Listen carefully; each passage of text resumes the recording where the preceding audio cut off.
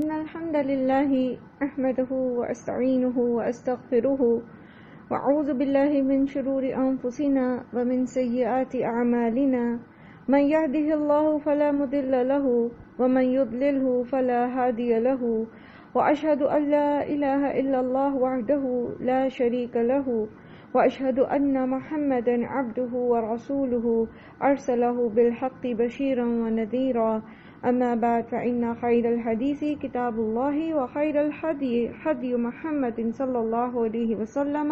وشر الأمور محدثاتها وكل محدثة بدعة وكل بدعة ضلالة وكل ضلالة في النار رب اشرح لي صدري ويسر لي أمري واحلل عقدة من لساني يفقهوا قولي.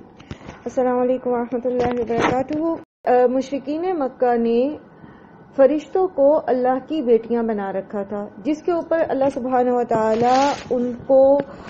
ان کے ساتھ ان کے عقائد کے ابطال کی دلائل ان کو دے رہے ہیں، اور اس کے اندر پھر جو ہے یہاں پر بات ہو رہی ہے کہ ام آتیناہم کتابا من قبلہ فہم بہ مستمسکون، یعنی کیا ہے ان کے پاس دلیل ان کے اس عقیدے کی، کیا ان کے پاس کوئی کتاب ہے جو اس سے پہلے ان کو دی گئی ہے تو وہ اسے مضبوطی سے پکڑے ہوئے ہیں. مطلب ان کے اس عقیدے کے پیچھے کسی قسم کی کوئی شرعی دلیل ہے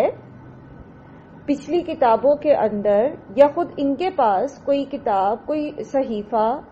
کوئی رسول، کوئی نبی، کوئی ایسی تحریر ان کے پاس آئی ہے جس پر بنیاد رکھ کے یہ اپنا یہ عقیدہ گھڑے ہوئے ہیں. بل قالوا انا وجدنا آباءنا،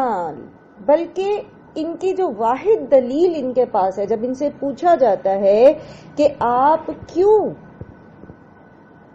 بتوں کی پوجا کرتے ہیں اور بتوں کو آپ نے عورتوں کی شکلوں میں بنا رکھا ہے، اور پھر آپ یہ کہتے ہیں کہ یہ نعوذ باللہ فرشتوں کی شبیہیں ہیں اور فرشتے اللہ کی بیٹیاں ہیں، اور اس میں پھر سارے آپ نے عقائد گھڑ رکھے ہیں، تو آپ کے پاس کوئی دلیل ہے، کوئی شرعی دلیل، کوئی کونی دلیل؟ تو صرف ایک بات جو یہ کہتے ہیں وہ یہ کہ ہم نے اپنے باپ دادا کو اسی طریقے پر چلتے دیکھا ہے، علی امت، ایک طریقے پر، وَإِنَّا عَلَىٰ آثَارِهِمْ مُهْتَدُونَ، اور بے شک ہم انہی کے نقش قدم پر چلنے والے ہیں، ہم انہی کے نقش قدم پر چل کر ہدایت پانے والے ہیں. وَكَذَلِكَ مَا أَرْسَلْنَا مِن قَبْلِكَ، اور اسی طرح نہیں بھیجا ہم نے آپ صلی اللہ علیہ وآلہ وسلم سے پہلے فِي قَرْيَةٍ، کسی بستی میں بھی، من نذیر، کوئی ڈرانے والا، الا، مگر یہ قالا، کہا، مترفوہا، اس کے خوشحال طبقے نے، انا وجدنا آباءنا علی امت، ہم نے اپنے باپ دادا کو اس ایک طریقے پر پایا ہے، وَإِنَّا عَلَىٰ آثَارِهِمْ مُقْتَدُونَ، اور اسی ایک نقش قدم پر ہم چلنے والے ہیں. تو یہ کوئی نئی بات نہیں ہے، یہ صرف مشرکین مکہ کی طرف سے یہ اعتراض نہیں آیا، بلکہ یہ دلیل پیش نہیں کی گئی، بلکہ ہر قوم جس میں نبی بھیجے گئے، نذیر بھیجے گئے، جو لوگوں کو ان کے غلط عقائد کے برے انجام سے ڈراتے تھے، تو اس بستی کے خوشحال طبقے کی طرف سے جو آرگیومنٹ آتا تھا، جو دلیل آتی تھی، وہ اس کے سوا نہیں ہوتی تھی کہ ہم نے اپنے باپ دادا کو اسی طریقے پر پایا ہے اور ہم اسی طریقے پر چلیں گے. ایسا کیوں ہوتا ہے کہ انبیاء کے مقابلے میں اٹھ کر، اور نبی جو ہوتے ہیں وہ کسی بھی قوم کے بہترین لوگ ہوتے ہیں، ایسا نہیں ہوتا کہ اللہ تعالیٰ کسی بھی رینڈم انسان کو اٹھا کر اس کو نبوت دے دے. اللہ سبحانہ و تعالیٰ، جیسا کہ سورہ آل عمران میں بھی اللہ سبحانہ و تعالیٰ نے حضرت آدم، حضرت نوح، حضرت ابراہیم اور آل عمران کا ذکر کر کے فرمایا تھا کہ ان کو تمام عالمین پر چن لیا گیا، منتخب کیا گیا. تو انتخاب کرنے کی کچھ وجوہات ہوتی ہیں، ایسے تو نہیں کسی کو کسی کام کا ذمہ داری دے دی جاتی. تو انبیاء اپنی قوم کے بہترین لوگ ہوتے تھے،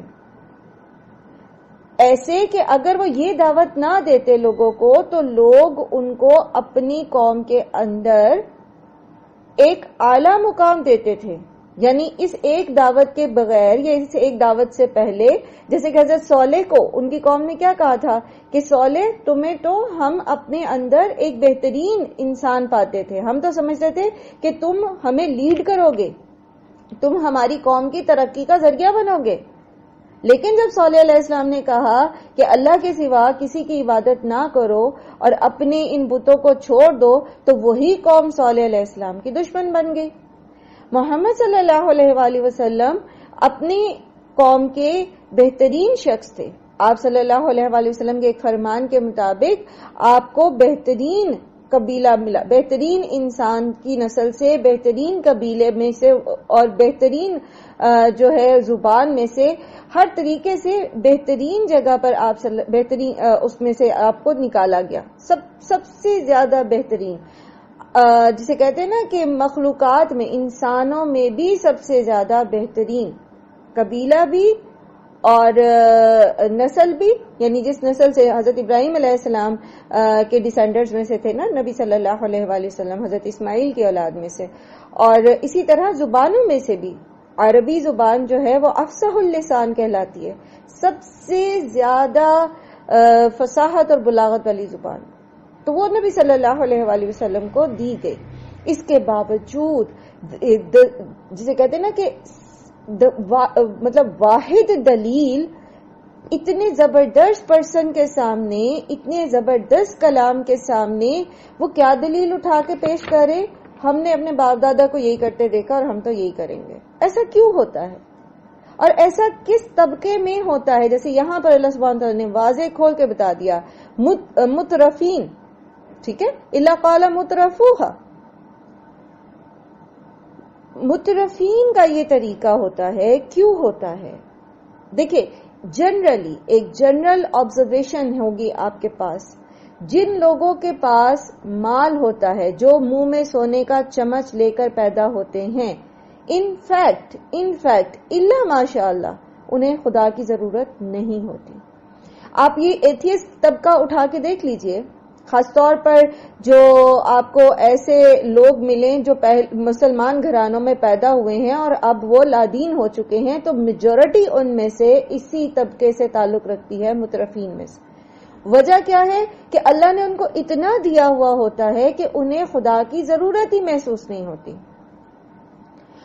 وہ اٹھتے ہیں تو ان کی ضرورت کی ہر چیز ان کے پاس میسر ہے, وہ جو چاہتے ہیں وہ خریدتے ہیں, وہ جہاں چاہتے ہیں جاتے ہیں, وہ جو کرنا چاہتے ہیں ان کے لیے حاضر ہوتا ہے, وہ جس طرح کا لائف سٹائل چاہتے ہیں وہ اس کو اڈاپٹ کر سکتے. تو ایسے لوگ جو ہوتے ہیں ان کے لیے مال ایک ایسی آزمائش بن جاتا ہے کہ یہ خدا کو بھلا بیٹھتے ہیں. اس کی نسبت آپ ایک کسان کے پاس اگر جائیں جو اپنے کھیت میں ہل چلاتا ہے اور اس سے آپ سوال کریں کہ کیا خدا موجود ہے, تو وہ حیران ہی ہو جائے گا کہ تم یہ کیسے کہہ سکتے ہو کہ خدا موجود نہیں ہے, کیونکہ وہ ڈیپینڈنٹ ہے خدا پر, وہ اس خدا پر ڈیپینڈنٹ ہے جو اس کے لیے بارش برساتا ہے, جو اس کے لیے سورج نکالتا ہے جس میں اس کی فصل جو ہے وہ پک جاتی ہے, وہ اس خدا پر ڈیپینڈنٹ ہے جس سے وہ دعائیں کرتا ہے کہ اسے کل بھی روزگار مل جائے اور اس کا جو اس کے گھر میں جو بیماری ہے, جو تکلیف ہے, جو قرض اس کے سر پر ہے, اس کے لیے اسباب کریٹ ہو اور وہ اس سے نجات حاصل کر سکے. اس کو سبب نظر نہیں آ رہے. دوسری طرف مترفین جو ہیں ان کے پاس اسباب کے ڈھیر ہوتے ہیں. الا ماشاءاللہ, مترف اصل میں کہتے ہی ان عمراء کو ہیں, ان امیر لوگوں کو جو اللہ کو بھلائے بیٹھے ہوتے ہیں, جو اللہ کے نافرمان ہوتے ہیں, ٹھیک ہے. الا ماشاءاللہ کہ جن کے پاس دولت بھی ہو اور اس کے ساتھ ساتھ وہ اللہ کے فرما بردار بھی ہوں, جیسے فرعون اور داؤد.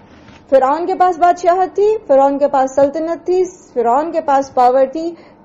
تو اس نے خدا کو بھلا دیا, اللہ کو بھلا دیا اور خود خدا بن بیٹھا. دوسری طرف داؤد علیہ السلام ہے, ان کے پاس حکومت تھی, ان کے پاس پاور تھی, لیکن وہ اللہ کے بہترین بندے تھے. سلیمان علیہ السلام, ان کے پاس پاورز تھی, ایسی حکومت تھی. کیا فرعون, کیا نمرود, کیا آپ کا آج کا امریکہ, کسی کے پاس کوئی ایسی پاورز نہیں تھی, ایسی سلطنت کسی کو اللہ تعالیٰ نے نہ دی, سلیمان علیہ السلام سے پہلے اور نہ بعد میں دیں گے. لیکن ان کا طرز عمل ہمارے سامنے ہے.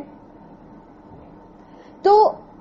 ایسا نہیں ہے کہ کیٹیگرائز کر دیا گیا کہ امیر لوگ لازماً اللہ سے دور ہیں اور غریب لوگ لازماً اللہ کے قریب ہیں، ایسا نہیں ہے. ٹھیک ہے، لیکن میجورٹی ایسی ہوتی ہے، میجورٹی مالدار لوگوں کی ایسی ہوتی ہے جو اللہ سے دور ہوتے ہیں. تو ان کے لیے ان کا کمفرٹ زون، ان کا لائف سٹائل، ان کی جو سمجھ لیجئے کہ ان کا جو سورس ہے انکم کا، اس کو جس طرح وہ اسٹیبلش کیے ہوئے ہیں، نسل در نسل ان کے پاس وہ دولت آ رہی ہے، وہ اس میں سے نکلنا نہیں چاہتے، وہ اس پہ کمپرومائز نہیں کرنا چاہتے. And even they don't find enough time to consider that دعویٰ. ان کے پاس اتنا ٹائم ہی نہیں ہوتا اپنی اس لگژریس لائف میں، ان کے پاس اتنا وقت ہی نہیں ہوتا کہ وہ نبی کی بات کو سنیں بھی، اس کو سمجھنے کی کوشش ہی کریں، کیونکہ وہ اپنی زندگی کو بہترین جسے وہ بہترین سمجھتے ہیں وہ انجوائے کر رہے ہوتے ہیں. ٹھیک ہے، تو پہلی وجہ اس کی کیا ہے کہ مترفین کیوں انکار کرتے ہیں نبی کا، یا وہ یہ دلیل کیوں لاتے ہیں کہ وہ جس راستے پر انہوں نے اپنے باپ دادا کو دیکھا ہے وہ اسی راستے پر چلیں گے اور اسی پر وہ ہدایت پاتے ہیں. اس کی بنیادی وجہ یہی ہے کہ اس راستے پر چل کر وہ مال و دولت اس قدر زیادہ حاصل کر لیتے ہیں اور اتنا ہی وہ آگے اپنی نسلوں کے لیے جمع کرنا چاہتے ہیں، جس میں وہ دنیاوی طور پر ایک کمفرٹیبل زندگی گزار رہے ہوتے ہیں. تو اس لیے وہ اس طرح کی بحثوں میں یا اس طرح کے تعلیمات میں اپنے دماغ کو کھپانے کے لیے تیار نہیں ہوتے. ان کی تن آسانی ان کے لیے ہدایت کی سے دوری کا ذریعہ بن جاتی ہے. اور وہ مشغولیات ان کی کیا ہوتی ہیں ہم سب جانتے ہیں کہ ایسی اس کلاس کی جس کو آپ اپر کلاس کہو گے یا ایلیٹ کلاس کہو گے تو ان کی مصروفیات کیا ہوتی ہیں، لیکن بیکاز وہ اس کے لیے یوز ٹو ہوتے ہیں اور وہ اس میں اپنے آپ ان کا نفس اس کے اندر کمفرٹیبل ہوتا ہے تو وہ اسے باہر نہیں آنا چاہتے. تو وہ کہتے ٹھیک ہے جس راستے پر ہم نے اپنے باپ دادا کو پایا بس وہی ٹھیک ہے، ہم اسی پہ چلیں گے. جتنا دین انہوں نے ہمیں سکھا دیا بس کافی ہے. اب اور کون پڑھے قرآن اور کون سیکھے سیرت کی کتابیں، کون حدیث کی تعلیم حاصل کرے، دس از اینف. ٹھیک ہے جی، جو ہمارے باپ دادا نے بتا دیا، ہم بھی سالانہ جو ہے وہ اتنا صدقہ نکال دیتے ہیں اور بس ٹھیک ہے. اور بس ٹھیک ہے، اس ڈریسنگ میں کمفرٹیبل ہوں، میں نے اپنی اماں کو، نانی کو، دادی کو، ساس کو یہی کرتے دیکھا ہے تو ٹھیک ہے، کوئی بات نہیں، کوئی مسئلہ نہیں ہے. میرے اوپر جس طرح ان پر کوئی عذاب نہیں آیا میرے اوپر بھی کوئی پکڑ نہیں ہونے والی. اور چونکہ ہمیں نسل در نسل جیسے پیچھے بھی ہم نے پڑھا کہ ہمیں یہ مال اسباب ملتا ہی چلا جا رہا ہے، تو اس کا مطلب ہے اللہ ہم سے راضی ہے، ہم کچھ غلط نہیں کر رہے. شیطان ان کے برے اعمال کو ایسے سجا کے ان کے سامنے رکھ دیتا. ایک وجہ یہ، ٹھیک ہے. اور دوسری وجہ یہ کہ یہ لوگ جو ہوتے ہیں یہ جانتے ہیں، یہ اس چیز کو سمجھتے ہیں کہ جو انہوں نے ایک نظام بنا رکھا ہے، مطلب آپ کا حکومتی طبقہ ہو گیا، ایلیٹ کلاس ہوگی، بیوروکریٹس ہو گئے، ان کو پتہ ہوتا ہے کہ انہوں نے جو نظام بنا رکھا ہے اپنی سرداری کو برقرار رکھنے کے لیے، اپنے جسے کہہ لیں عقل حرام اور فعل حرام، حرام کھانے اور حرام کاموں کے لیے جو جواز انہوں نے تراش رکھے ہیں، اگر یہ دین کی تعلیمات کو ایز اٹ از لے لیں جیسا کہ نبی لے کر آئے ہیں تو پھر انہیں وہ سب چھوڑنا پڑے گا، پھر ان کے لیے کوئی لیم ایکسکیوز نہیں رہ جائے گا. تو اس لیے وہ اس طرف نظر ہی نہیں کرتے اور سیدھے سیدھے جو ہے وہ جسے کہتے ہیں نا کہ کہہ دیتے ہیں کہ ٹھیک ہے ہم جس راستے پر ہیں we are quite comfortable with our own life style. تو اسی لیے یہ مترفین جو ہیں ان کے پاس دلیل تو کوئی نہیں ہوتی. اگر آپ تھوڑا سا ان کے ساتھ بات کریں، اچھا آپ فلاں کام کر رہے ہیں یا آپ سود کھا رہے ہیں مثال کے طور پر، تو اللہ تعالیٰ تو کہہ رہے ہیں کہ سودی نظام جو ہے اس کو ختم کرنے کی ضرورت ہے. تو وہ کیا کہیں گے؟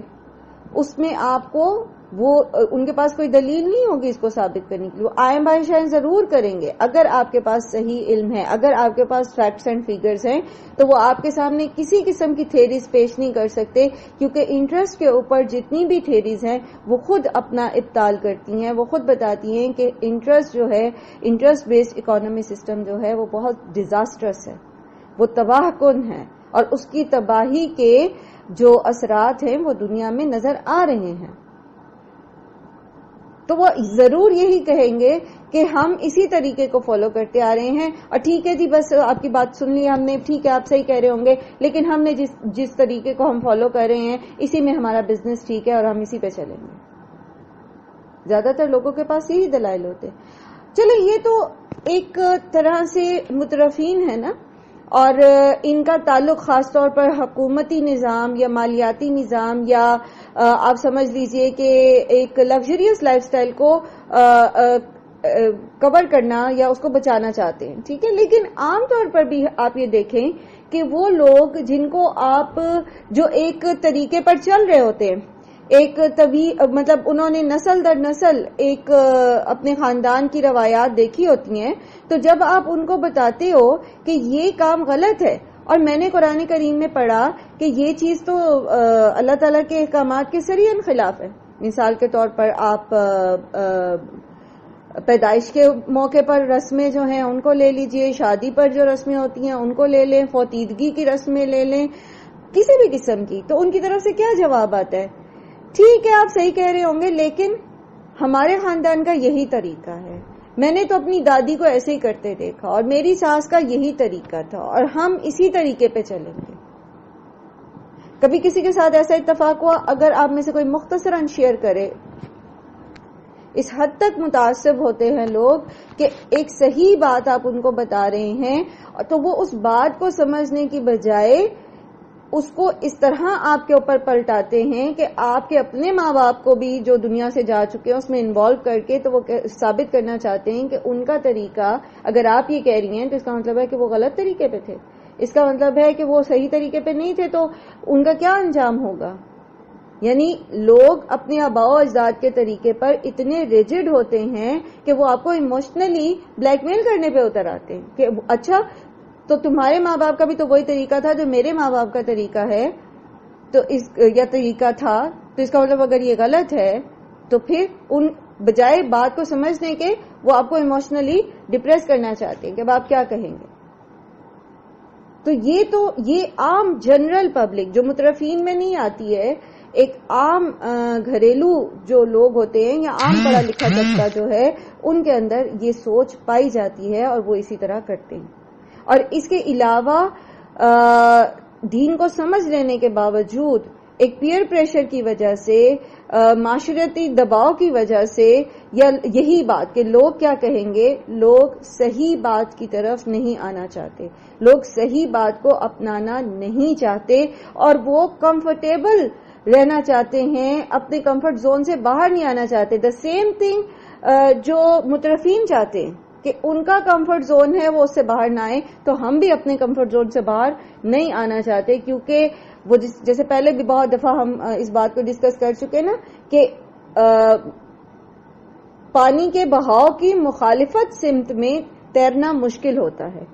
ہوا کے زور کی مخالف سمت میں چلنا مشکل ہوتا ہے. تو رسم و رواج کے اس زوردار جھکڑ کے مخالف سمت میں چلنا چونکہ مشکل ہوتا ہے, اگر ہم اس کے ساتھ ساتھ بہتے رہیں گے, ان رسوم و رواج کے ساتھ ہی چلتے رہیں گے, تو وہ ہمارے لیے آسان ہے. ہمیں 10, 50, 100, 200 لوگوں کے آگے جواب دہ نہیں ہونا پڑے گا, جو وہ کرے وہ ہم بھی کرتے رہیں گے. تو یہ دلیل اس قدر انسان کی بزدلی کو ظاہر کرتی ہے کہ وہ حق اور سچ کو مان لینے کے باوجود بھی اس کا اعتراف نہیں کرتا اور اس کے اوپر چلنے کی کوشش نہیں کرتا, کیونکہ انفیکٹ وہ ایک بزدل شخص ہوتا ہے, وہ مشکل کام نہیں کرنا چاہتا. قال اولو جئتکم بأہدی مما وجدتم علیہ آباءکم قالا اس نے کہا اولو کیا بھلا اگر جئتکم لایا ہوں میں تمہارے پاس باہدا زیادہ ہدایت والا طریقہ، یعنی نبی جو ہیں ان لوگوں کو کہتے کہ اگر میں تمہارے پاس زیادہ ہدایت والا طریقہ لایا ہوں مما وجدتم علیہ آباءکم اس کی نسبت جس پر تم نے اپنے باپ دادا کو پایا، قالو تو وہ کہتے ہیں انا بما ارسلتم بہ کافرون جو تم لے کر آئے نا ہمارے پاس ہم اس کا انکار کرتے ہیں. وداؤٹ لسننگ سنے بغیر نبی کہتے ہیں کہ تم اپنے آباء و اجداد کے طریقے کو فالو کرتے ہو، تم سمجھتے ہو کہ تم اس پر ہدایت پہ ہو، اگر میں تمہیں اس سے بہتر راستہ بتاؤں تو وہ کیا کہتے ہیں جو بھی تم بتانے والے ہو نا ہم اس کے انکاری ہیں. اٹ مینس کہ وہ پہلے سے اپنے اندر گرا باندھے ہوئے ہوتے ہیں کہ میں نے بات نہیں ماننی یا اس نے جو بتانا ہے میں نے وہ نہیں ماننا. جس شخص کے اندر یہ گرا لگی ہوئی ہوتی ہے نا اس کو چاہے مسلمان گھر میں پیدا ہوا ہو، چاہے وہ کتنا ہی پڑھا لکھا ہو، جب وہ اپنے مفادات کی خاطر اپنے اندر یہ گرا باندھ لیتا ہے کہ اسے آپ کی بات نہیں سننی، تو چاہے آپ اس کے سامنے قرآن کھول کے رکھ دیں، چاہے اس کے سامنے صحیح احادیث اور روایات کا ڈھیر لگا دیں، وہ بات نہیں مانے گا کیونکہ اس نے اپنے کانوں کی کھڑکیاں اور دل کے دروازے جو ہیں وہ بند کر لیے ہوتے ہیں. فانتقمنا منہم تو پھر انتقام لیا ہم نے ان سے. فانظر کیف کان عاقبۃ المکذبین تو پھر دیکھو کیسا انجام ہوا جھٹلانے والوں کا. پچھلی قوموں کو دیکھ لیں ان کا کیا حال ہوا، پچھلے لوگوں کو دیکھ لیجئے ان کا کیا حال ہوا. یہ اللہ تعالیٰ کا انتقام ہے کہ اللہ تعالیٰ نے جھٹلانے والوں کو پھر سزا دی. اور پہلی قوموں میں جن میں انبیاء بھیجے گئے ان کے لیے سزا کا طریقہ کار اور تھا، اور اب جو قومیں موجود ہیں ان میں چونکہ انبیاء نہیں ہیں اس وقت تو ان کے لیے سزا کا طریقہ کار مختلف ہے. اب اللہ تعالیٰ کسی بھی قوم کو صفحہ ہستی سے نہیں مٹاتے، جیسا کہ عاد اور سمود اور قوم نوح یا قوم شعیب کو مٹا دیا گیا تھا. وہ اس لیے کیونکہ ان کے بیچ میں انبیاء موجود تھے، اتمام حجت ہو چکی تھی، انہوں نے معجزے دیکھ لیے تھے، پھر بھی انہوں نے نہیں مانا تو اللہ تعالیٰ نے ان کو سب کے سب کو وائپ آؤٹ کر دیا. لیکن اب جو لوگ اس وقت دنیا میں موجود ہیں چونکہ ان کے بیچ میں انبیاء نہیں ہیں،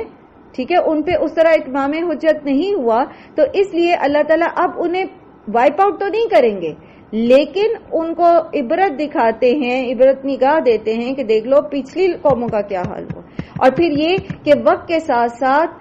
آہستہ آہستہ اللہ تعالیٰ کچھ نشانیاں دکھاتے رہتے ہیں، ہلاتے رہتے ہیں لوگوں کو کہ دیکھ لو تم غلط کر رہے ہو، ایسے بھی ہو سکتا ہے، تمہارے اوپر ایسا وبال آ سکتا ہے.